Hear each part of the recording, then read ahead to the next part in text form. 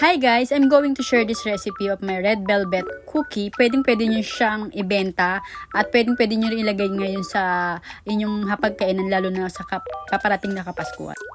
Napakadali lang nito, napakasimple at pwede nyo pang negosyo. Ayan, bali, pinagsama ko lang naman ng mga wet ingredients sa dry ingredients. Napakadali lang, no need to mixer at pwedeng mano-mano lang din. Pagsasama-samahin nyo lang yung dry ingredients at pagsasama-samahin nyo lang yung liquid ingredients. Pwede rin in hand mixer, pero ako ginawa ko nagmano-mano ako diyan. Basta i-well blend nyo lang, tapos kailangan na naka-mix na talaga siya, tapos incorporate yung lahat ng niya at room temperature yung egg nyo. Ayan, napakadali lang. Tapos ilalagay ko na lang sa comment section yung aking recipe dyan.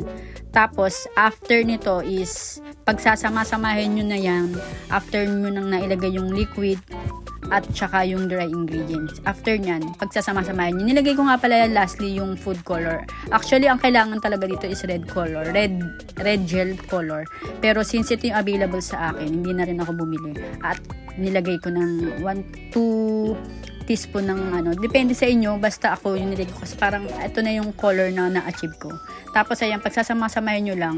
At the end, ilalagay nyo na yung 2 cups of white chocolate. Dapat na siya, naka on cube siya kasi para magandang tignan kapag nilagay nyo na at binake nyo na.